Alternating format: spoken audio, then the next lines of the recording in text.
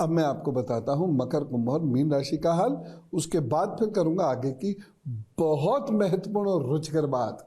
मकर राशि गलत निर्णयों से या गलत शब्दों के प्रयोग से या गलत भाषा के प्रयोग से आपको परेशानी हो सकती है, लेकिन एक सावधानी और बरतनी है। गले और आंखों का भी आपको विशेष रूप से ख्याल रखना है। और उपाय के तौर पर क्या करेंगे? सरसों के तेल का दान जरूर कर दीजिएगा। प्रभु जी खुश रहेंगे, आपको भी खुश रखेंगे। कुंभ राशि, यह दिन आपके लिए काफी अच्छा है। मेहनत से आगे बढ़ने की कोशिश कीजिए। अपने आप से कोई डिसीजन मत लेना। साथ ही साथ ये भी हो सकता है कि कुछ दोस्त आपसे नाराज हो जाए। लालची है तो हो जाए, कोई फर्क नहीं पड़ता, अन्यथा उन्हें मत होने दीजिएगा। उनसे बात करिएगा, संवाद स्थापित करने की कोशिश जरूर कीजिएगा। एक छोटी सी सावधानी, वाहन ध्यान से चलाएं। और उपाय क्या करना है? रोटी का दान करें, बाकी जी सब ठीक करें। मीन राशि की बात करते हैं। मीन राशि वाले लोगों के लिए दिन बहुत अच्छा है। हाँ, कष्ट रहेगा, सफलता एकदम नहीं मिलेगी। किसी व्यक्ति पे आपको जाना है किसी कारण विशेष के लिए, वो आपको एकदम नहीं मिलेगा, लेकिन फिर भी कुल मिला के देखा जाए तो समय अच्छा रहेगा। बस एक सावधानी जरूर बरत लीजिएगा, माता पिता के साथ मतभेद ना हो और उनके स्वास्थ्य का थोड़ा सा ध्यान रखिएगा। बाकी एक छोटा सा उपाय कर लें।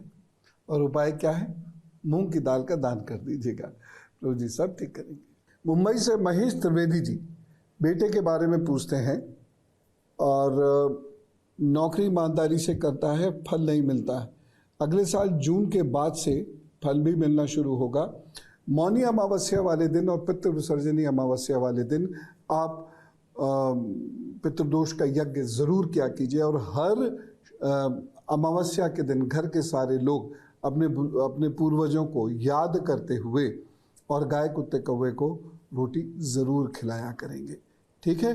और उस दिन कोई दान भी आप दे सकते हैं, कुछ रोगियों को लाभ होगा।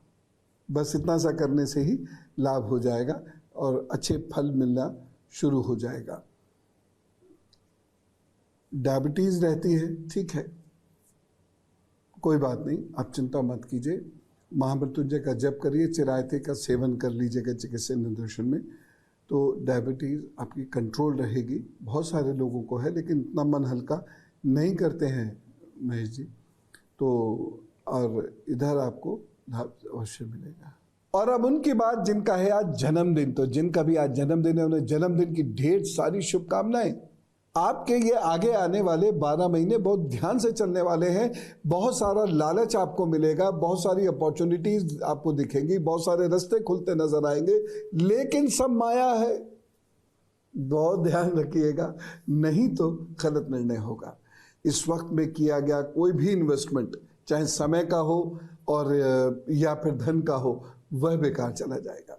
इसलिए आप घर के बुजुर्गों की सलाह माने और छोटा छोटा काम अपना धीरे धीरे बढ़ाते रहिएगा। एकदम ज़्यादा पैसा कहीं मत लगाइएगा, अन्यथा नुकसान होगा। ये समय ऐसा होता है कि व्यक्ति को लगातार उलझनों में डालता है। तो उपाय के तौर पर आप भी शमी की जड़ काले रंग के धागे में गले में धारण कर लें, प्रभु जी सब ठीक करेंगे। और अब धर्मशास्त्र, सुग्रीव से श्री राम जी को मदद लेनी है। और सुग्रीव श्री राम जी से कहते हैं कि मैं बाली को अपने से नहीं मार सकता, आप मेरी मदद कीजिए। तो बाली और सुग्रीव में युद्ध शुरू होता है। पहला जो युद्ध होता है उसमें बाली सुग्रीव को धबाधब मारता है और सुग्रीव जो है रामचंद्र जी से शिकायत करता, आपने पिटवा दिया भाई हमको। तो श्री राम जी बोले, भाई दोनों एक से तो दिखते हो, अब मुझे क्या पता कौन कहां है। तो तुम ऐसा करो, ये वाली माला पहन के लड़ना। अब इनका युद्ध शुरू होता है। तो सुग्रीव जी के गले में माला है, लड़ाई चल रही है और अब धीरे धीरे धीरे धीरे बाली थोड़ा सा थकने लगा, लेकिन कुश्ती किए जा रहा है, वो जबरदस्त लड़ाई किए जा रहा है वो।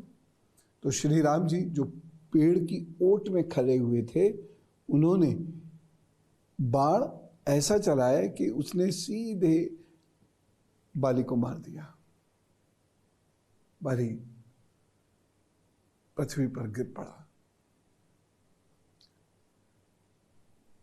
और श्री राम जी जब बाली के पास गए तो बाली ने कहा गुस्से में कि आप तो प्रभु हैं, आपको न्याय करना चाहिए, छुप के मेरे तीर क्यों मारा आपने, छल पूर्वक मेरा वध क्यों किया आपने, क्या ये नीति सम्मत है?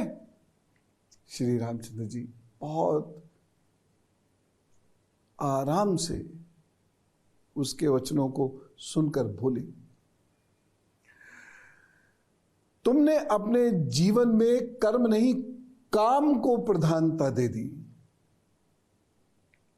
इसलिए तुम राजा होते हुए भी तुमने कभी राजोचित कार्य नहीं किया और अपने छोटे भाई सुग्रीव की पत्नी जो तुम्हारे लिए पुत्र वधू समान थी उसका भी तुमने बलपूर्वक उपभोग किया।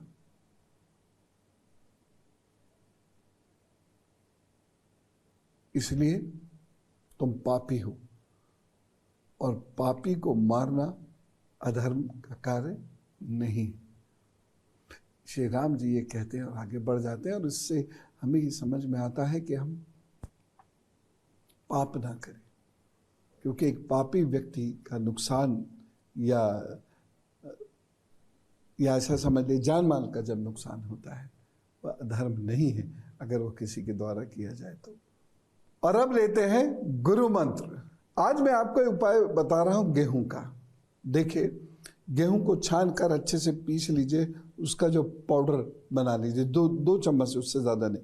उसका जो पाउडर बन जाएगा तो फिर छान कर उसे ठीक कर लीजिएगा और गुनगुने जल से उसे दिन में 1 या 2 बार लेने लगिए और देखिए आपके अंदर ताकत लौटने लग जाएगी। जिन लोगों को कमर की दिक्कत रहती है, सेल्स की प्रॉब्लम रहती है, मसल्स की दिक्कत रहती है या ऐसी कोई भी परेशानी रहती है, उन्हें 2 बड़े चम्मच गेहूं के दाने भिगो देना चाहिए 1 गिलास गुनगुने पानी में रात में, और सुबह को गेहूं को छान लें, उसे खा भी सकते हैं और उसका जल रोगी को पिलाना शुरू कर दें। आप खुद देखेंगे हफ्ते भर के अंदर रोगी निरोगी होने लग जाएगा, उसके सेल्स बेहतर काम करने लग जाएंगे, उसकी स्थिति बेहतर हो जाएगी। इतने से समय में ऐसा है ये अचूक उपाय।